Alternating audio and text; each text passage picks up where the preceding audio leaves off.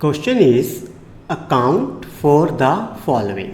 तो हमें नीचे कुछ कंडीशंस दी हैं बेसिकली, तो हमें उनके बारे में बताना है। For example first is pKb of aniline is more than that of methyl amine. तो हमें बताना है कि पीकेबी है जो एनिलीन की ज़्यादा क्यों है मिथाइल अमीन से। ठीक है, तो ऐसे हमारे पास और कंडीशंस हैं, तो हमें उन सब के बारे में बताना है। चलो शुरू करते हैं वन बाय वन। तो फर्स्ट हमारे पास है pKb of aniline is more than that of methyl amine. Okay, चलो अब हमारे पास क्या क्या दिया है, एनिलीन दिया है एक हमारे पास दिया है मिथाइल अमीन। ओके, अब अगर हम पीकेबी की बात करें, पीकेबी जो एनिलीन क्या है, ठीक है, उसकी जो पीकेबी होती है दैट इज़ 9.38 और जो हमारे पास मिथाइल अमीन है उसकी पीकेबी होती है 3.38। और अगर हम इसका के बी निकालें, ठीक है, तो इन केस ऑफ एनिलीन हमारे पास जो वैल्यू आती है 4.2 इंटू 10⁻⁻10 और मिथाइल अमीन के केस में हमारे पास आती है 4.5 इंटू 10⁻⁻4। ठीक है, अब अगर के बी ज़्यादा है तो उसका बेसिक कैरेक्टर ज़्यादा होगा। अब इन दोनों में से के बी किसका ज़्यादा है, मिथाइल अमीन का, तो उसका बेसिक कैरेक्टर क्या है, ज़्यादा। ठीक है, तो methyl amine has more basic character. ठीक है, मिथाइल अमीन का जो है बेसिक कैरेक्टर ज़्यादा है और जो एमीन है इसका बेसिक कैरेक्टर कम है। क्यों? क्योंकि इसका जो के बी की वैल्यू है वो कम है। अब के बी और पी के बी में रिवर्स रिलेशन होता है।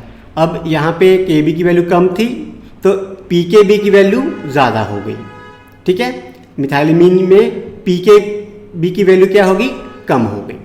इसका मतलब अगर पी के बी ज़्यादा है तो बेसिक कैरेक्टर कम है। ठीक है, इसका मतलब क्या हुआ, इफ़ पी के बी इज़ हायर, ठीक है, ज़्यादा है, then basic character would be less, then basic character is less. ठीक है, तो यही हमारे पास यहाँ पे आ रहा है कि पी के b of aniline is more than that of methyl amine. ठीक है, पी के बी ज़्यादा है मिथाइल अमीन से, के बी भी कम है, तो इसका मतलब इसका बेसिक कैरेक्टर क्या है, कम है, और इसका बेसिक कैरेक्टर क्या है, ज़्यादा है। ये कंसेप्ट है जो हम बार बार यूज़ करेंगे कि पी के बी बेसिक कैरेक्टर में एंड के बी और बेसिक कैरेक्टर में हमारे पास क्या रिलेशन आता है। ओके, चलो ये तो होगा कि किसका बेसिक कैरेक्टर ज़्यादा है और किसका बेसिक कैरेक्टर कम है। अब ऐसा क्यों है, अब हमें बताना है कि ऐसा क्यों है। चलो, इन केस ऑफ एनिलीन हमारे पास इलेक्ट्रॉन पेयर है, ये क्या होता है, ऐसे आगे जाके हमारे पास रेजोनेंस में चला जाता है। तो हमारे पास यहाँ पे आ जाता है NH2 पॉजिटिव और ये इलेक्ट्रॉन पेयर यहाँ पे शिफ्ट हो जाता है, तो हमारे पास क्या आ जाता है, यहाँ पे नेगेटिव चार्ज आ जाता है, यहाँ पे डबल बॉन्ड है, यहाँ पे डबल बॉन्ड है। ठीक है, ऐसे करके हम नेक्स्ट स्ट्रक्चर भी बना सकते हैं रेजोनेटिंग। तो हमारे पास यहाँ पे डबल बॉन्ड है, NH2 पॉजिटिव है, तो ये वाला इलेक्ट्रॉन पेयर यहाँ पे चला जाएगा, ये वाला शिफ्ट होके इस कार्बन पे आ जाएगा, double bond carbon double bond. ऐसे हम नेक्स्ट बना सकते हैं। नेक्स्ट में यहाँ पे फिर से डबल बॉन्ड है, NH2 है, पॉजिटिव है, तो ये वाला यहाँ पे डबल बॉन्ड पे चला गया और ये डबल बॉन्ड यहाँ पे कार्बन पे आ गया, इलेक्ट्रॉन कार्बन पे आ गए, यहाँ पे डबल बॉन्ड आ गया, यहाँ पे डबल बॉन्ड आ गया। फिर हमारे पास स्ट्रक्चर बन गई नेक्स्ट रेजोनेटिंग। इस केस में ये वाला हमारे पास यहाँ पे आ गया और ये वापस ऊपर चला गया नाइट्रोजन के पास, तो double bond double bond double bond और हमारे पास यहाँ पे आ गया NH2। ओके, तो अब हुआ क्या, इन केस ऑफ एनिलीन ये जो इलेक्ट्रॉन पेयर था इट इज़ लेस अवेलेबल। ठीक है, तो ये प्रोटॉन के लिए लेस अवेलेबल है because of the resonating structures. ठीक है, जिसकी वजह से इसका बेसिक कैरेक्टर क्या हो जाता है, एनिलीन का कम हो जाता है, because electron pairs are less available because of the this resonance और delocalisation of the electrons. In case of methyl amine, ठीक है, अब यहाँ पे ऐसी कोई डीलोकलाइजेशन या रेजोनेंस स्ट्रक्चर पॉसिबल नहीं है। ठीक है, वैसे जो मिथाइल ग्रुप है वो इलेक्ट्रॉन डोनेटिंग ग्रुप है। ठीक है, इसका हमारे पास +I इफेक्ट आता है, इंडक्टिव इफेक्ट, तो ये नाइट्रोजन पे इलेक्ट्रॉन डेंसिटी को और भी इंक्रीज़ करता है।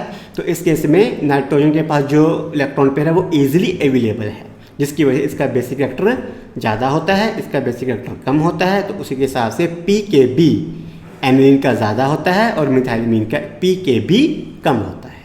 ओके, चलो नेक्स्ट देखते हैं। नेक्स्ट हमारे पास है ethyl amine is soluble in water whereas aniline is not. Okay, तो हमें दिया है CH3 CH2 NH2 ethylamine, this is more soluble than aniline. तो एनिलीन कहते हैं कि सॉल्युबल नहीं है, बट इथाइलमीन जो है सॉल्युबल है।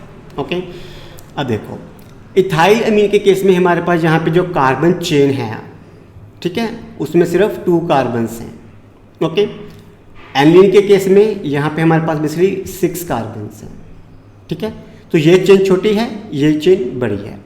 तो इसमें हमारे पास क्या आ जाता है, काफ़ी ज़्यादा हाइड्रोफोबिक करैक्टर आ जाता है। हाइड्रोफोबिक करैक्टर है जो काफ़ी ज़्यादा हो जाता है। ठीक है, इस केस में चेन छोटी है तो हाइड्रोफोबिक करैक्टर इतना ज़्यादा नहीं रहता। और यहाँ पे जो हमारे पास NH2 है, हाइड्रोजन बॉन्डिंग है वो पॉसिबल हो जाती है। ठीक है, इस केस में हमारे पास NH2 है जो in case of aliphatic amine hydrogen bonding easily हो जाती है, तो ये हमारे पास जो है वाटर में सोल्यूबल हो जाते हैं। ठीक है, सो दे बिकम वाटर सोल्यूबल। क्यों? बिकॉज चेन छोटी है, हाइड्रोजन बॉन्डिंग हो जाती है, तो वाटर सोल्यूबल हो जाते हैं। यहाँ पे चेन बड़ी है तो दे हैव हाइड्रोफोबिक करैक्टर, जिसकी वजह से उनकी जो वाटर में सोल्यूबिलिटी है वो कम हो जाती है। जब वो वाटर में सोल्यूबल नहीं रहते उस केस में इनकी जो हाइड्रोजन बॉन्डिंग की टेंडेंसी है वो काफ़ी ज़्यादा कम हो जाती है। ठीक है, हाइड्रोजन बॉन्डिंग जो है काफ़ी ज़्यादा वो डिक्रीज हो जाती है because of the hydrophobic character. लेकिन इसमें जो है हमारे पास हाइड्रोजन बॉन्डिंग ईजिली हो सकती है। ओके, तो इसी वजह से ethylamine is soluble in water whereas aniline is not. Okay, next is methyl amine in water reacts with ferric chloride to precipitate hydrated ferric oxide. तो वो कह रहा है कि अगर हमारे पास मिथाइल अमीन दिया है इन वाटर, ठीक है, तो वो क्या करता है, वो फेरिक क्लोराइड जो अगर हम उसमें डालेंगे सोल्यूशन में तो वहाँ पे उसके प्रेसिपिटेट्स बन जाते हैं फेरिक ऑक्साइड के, जो कि हाइड्रेटेड है। ठीक है, अगर मिथाइलमीन हम वाटर में डालते हैं तो उसमें मान लो फेरिक क्लोराइड था तो हमारे पास इस चीज़ के जो है प्रेसिपिटेट्स आ जाएंगे। ओके, तो ऐसा हमारे पास क्यों होता है, चलो देखते हैं। हमारे पास क्या दिया है, मिथाइलमीन दिया है। ओके, अब ये एक ही क्या है, हमारे पास बेस है और हमारे पास क्या है, वाटर है। अब ये बेस क्या करता है, वाटर से H ले लेता है। ठीक है, तो हमारे पास क्या बन जाता है, CH3 NH3 पॉजिटिव और हाइड्रोक्सिल आयन को जो क्या है रिलीज कर देता है। अब हमारे पास सोल्यूशन में क्या है, फेरिक क्लोराइड है, ये हमारे पास बना देगा ferric plus 3Cl negative. Okay, अब ये जो फेरिक है, ठीक है, यहाँ पे हाइड्रोक्सिल आयन रिलीज हो चुके हैं, तो ये क्या करता है, हाइड्रोक्सिल आयन जो है ले लेता है। ठीक है, जो फेरिक क्या करता है, वो हाइड्रोक्सिल आयन ले लेता है। तो हमारे पास क्या बन जाता है, फेरिक ऑक्साइड, जो कि इनहाइड्रेटेड फॉर्म हमारे पास रहता है। तो अगर इसको बैलेंस करना है, हमारे पास जहाँ पे 2 है तो यहाँ पर 2 आ जाएगा, यहाँ पे हमारे पास 3 and 3 6 हैं तो हमारे पास यहाँ पे 6 आ जाएगा। ओके, तो ऐसा हमारे पास क्यों हुआ था, इसके प्रेसिपिटेट्स क्यों बने थे, बिकॉज अमीन जो है वो वाटर से प्रोटॉन लेके हाइड्रोक्सिल आयन को रिलीज कर देती है, और यही जो हाइड्रोक्सिल आयन है फिर फेरिक आयन Fe+3 के साथ रिएक्शन करके हमारे पास हाइड्रेटेड फेरिक ऑक्साइड जो है बना देते हैं। इसके हमारे पास प्रेसिपिटेट्स आ जाते हैं जो कि ब्राउन कलर के होते हैं। ओके, नेक्स्ट हमारे पास है although amino group is ortho and para directing in aromatic electrophilic substitution reaction। तो वो कह रहा है कि हमारे पास अमाइनो ग्रुप है कोई, एनिलीन पे लगा, ठीक है, amino group is ortho and para directing. अगर मैं इसकी कोई रिएक्शन करवाता हूँ तो मेरे पास जो भी प्रोडक्ट बनेगा that should be ortho and para, okay, towards the electrophilic substitution reaction. Aniline on nitration give substantial amount of para nitro aniline. ठीक है, अब ये एनिलीन थी कोई, ठीक है, तो ये ऑर्थो पैरा था, लेकिन इसने क्या किया, मेटा प्रोडक्ट भी काफ़ी ज़्यादा बना दिया, सब्सटेंशियल अमाउंट, ठीक है, इसका मतलब काफ़ी सिग्निफिकेंट अमाउंट में उसने मेटा प्रोडक्ट भी बना दिया। हालांकि जो NH2 ग्रुप है अगर बेंजीन पे लगा है तो वो ऑर्थो एंड पैरा डायरेक्टिंग है, तो उसने मेटा डायरेक्टिंग ग्रुप क्यों बना दिया या मेटा डायरेक्टिंग प्रोडक्ट क्यों बना दिया, इसके बारे में हमने जो है एक्सप्लेन करना है। ओके, चलो अब हम चलते हैं इसकी रिएक्शन की तरफ। हमारे पास क्या है, एनिलीन है। रिएक्शन जो स्पेसिफिकली उसने दी है that is a nitration reaction. Okay, अब हमें पता है कि ये जो नाइट्रेशन रिएक्शन होती है ये होती है इन हाईली एसिडिक मीडियम, क्योंकि हमारे पास रहता है कॉन्सनट्रेटेड HNO3 रहता है, कॉन्सनट्रेटेड H2SO4 रहता है। It is acidic medium. Okay, no doubt अगर हम एनिलीन की नाइट्रेशन करेंगे तो हमारे पास क्या बनेगा, ऑर्थो एंड पैरा प्रोडक्ट बनेगा, नो डाउट पैरा बनेगा, ऑब्वियसली ये ज़्यादा अमाउंट में बनेगा, और दूसरे पास मेरे पास क्या बनेगा, ऑर्थो प्रोडक्ट बनेगा, ठीक है। बट इस केस में होता क्या है, इसकी परसेंटेज ज़्यादा होती है, पैरा के लाइक 51% और जो ऑर्थो है जस्ट लाइक 2%।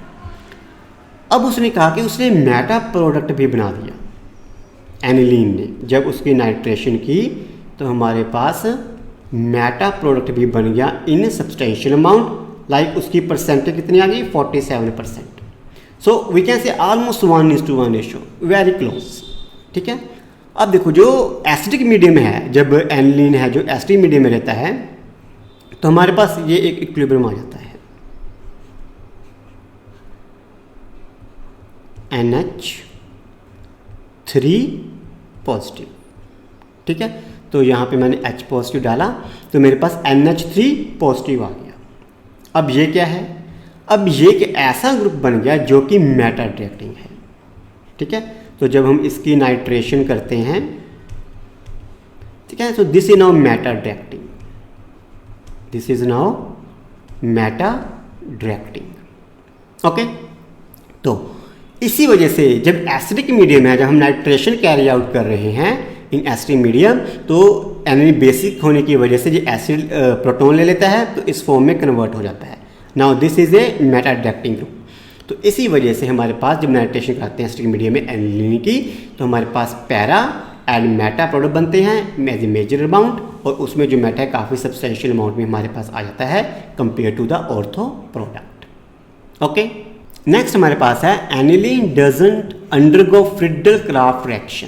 तो वो बोल रहा है कि जो हमारे पास एनिलीन होती है NH2, it doesn't undergo Friedel Crafts reaction. अब फ्रिडल क्राफ्ट रिएक्शन हम क्या यूज़ करते हैं, वो यूज लाइक क्लोरीन होता है, ठीक है, एल्यूमिनियम क्लोराइड हो सकता है, FeCl3 हो सकता है, तो ये रिएक्शन हमारे पास नहीं होती, ठीक है। चलो देखते हैं हमारे पास क्यों नहीं होती। तो हमें क्या दिया है, C6H5 NH2 दिया है, बेसिकली एनिलीन, यहाँ पे इलेक्ट्रॉन पेयर है। ओके, इधर हमारे पास क्या है, AlCl3 है, ठीक है। अब AlCl3 जो है it behaves as a Lewis acid. तो ये कैसे बिहेव करता है, एज ए लुईस एसिड। तो ये एसिड है तो ये बेस है, ठीक है। तो इसकी क्या हो जाएगी, बेसिकली रिएक्शन हो जाएगी। हमारे पास क्या बन जाता है, सॉल्ट बन जाता है C6H5 NH2 positive AlCl3 negative. तो बेसिकली हमारे पास जो है ये जो है सॉल्ट आ जाता है। अब क्या होता है, अब जो ये हमारे पास नाइट्रोजन है उस पर क्या आ गया, पॉजिटिव चार्ज आ गया, ठीक है। और ये जो ग्रुप है हमारे पास ये वाला NH2 पॉजिटिव AlCl3 नेगेटिव, ये जो ग्रुप है it is deactivating group, deactivating group, ठीक है। तो ये जो बेंजीन रिंग होती है हमारे पास, ठीक है, इसको क्या कर देता है, बड़ा ही ज़्यादा डीएक्टिवेट कर देता है। ओके, एज अ रिजल्ट जो हमारी बेंजीन रिंग थी उस पर जो इलेक्ट्रॉन डेंसिटी थी वो क्या हो जाती है, रिड्यूस हो जाती है, ठीक है। तो इसमें डीएक्टिवेटिंग ग्रुप है तो जो बेंजीन रिंग पे इलेक्ट्रॉन डेंसिटी है वो रिड्यूस होगी। Electron density on benzene reduces, ठीक है। तो इलेक्ट्रोनेसिटी जो है कम हो जाती है, तो जिसकी वजह से हमारे पास एनिलीन है जो फ्रिडल क्राफ्ट रिएक्शन शो नहीं करते। ओके, नेक्स्ट हमारे पास है diazonium salt of aromatic amine are more stable than that of aliphatic amines. तो वो कह रहा है कि जो डायज़ोनियम साल्ट है एरोमेटिक अमीन का, लाइक हमारे पास है N2 पॉजिटिव Cl नेगेटिव, ठीक है, it is more stable compare to aliphatic amine. Aliphatic amine मान लो हम कोई भी एग्जांपल ले लेते हैं CH3 CH2 NH2 की। So this is more stable compare to this one, ऐसा हमारे पास क्यों है। चलो देखते हैं। हमारे पास बेंजीन है, इस पे बॉन्ड है, डबल बॉन्ड है, फिर हमारे पास है N triple bond N positive. Okay, अब होगा क्या, अब ये जो नाइट्रोजन पे पॉजिटिव चार्ज था, ठीक है, ये क्या हो जाता है, डीलोकलाइज हो जाता है over the benzene ring by various resonating structures. तो हम क्या कर सकते हैं, तो यहाँ पे ये डबल बॉन्ड यहाँ पे शिफ्ट हो जाएगा। ओके, तो ये साथ ही यहाँ पे शिफ्ट हो जाएगा। ओके, तो हमारे पास यहाँ पे आ जाएगा डबल बॉन्ड नाइट्रोजन, इधर भी हमारे पास डबल बॉन्ड है, तो ये नेगेटिव चार्ज हो गया, ये पॉजिटिव चार्ज हो गया, तो यहाँ पे हमारे पास क्या आ गया, एक पॉजिटिव चार्ज आ गया और डबल बॉन्ड आ गया एंड डबल बॉन्ड आ गया। ओके, तो ऐसे ही जो है और रेजोनेटिंग स्ट्रक्चर्स भी बना सकते हैं इनकी। तो ये स्ट्रक्चर ऐसा रहेगी N नेगेटिव पॉजिटिव, तो ये यहाँ पे चला जाएगा, तो यहाँ पे जो है पॉजिटिव चार्ज आ जाएगा, तो double bond and positive charge. Okay, ऐसे हमारे पास नेक्स्ट है, नेक्स्ट में हमारे पास double bond and negative charge positive charge, तो ये वाला यहाँ पे चला गया, तो पॉजिटिव चार्ज यहाँ पे आ गया, पॉजिटिव चार्ज डबल बॉन्ड, फिर हमारे पास एक और रेजोनेटिंग स्ट्रक्चर आ गई, तो ये वाला वापस इधर आ गया, डबल बॉन्ड, और ये वाला वापस इधर आ गया, तो हमारे पास आ गया single bond nitrogen triple bond and. Okay, तो बेसिकली हुआ क्या, इसमें जो पॉजिटिव चार्ज था N2 पॉजिटिव यहाँ पे इनिशियली, ठीक है, ये क्या हो गया, डिस्पर्स हो गया, डीलोकलाइज हो गया over the benzene ring. Okay, जिसकी वजह से ये जो स्ट्रक्चर है हमारे पास थोड़ी सी स्टेबल हो जाती है। अब अगर हम एलिफेटिक की बात करें, लाइक CH3 CH2 NH2, तो NH2 सॉरी यहाँ पे हमें बनाना चाहिए था सॉल्ट उसका,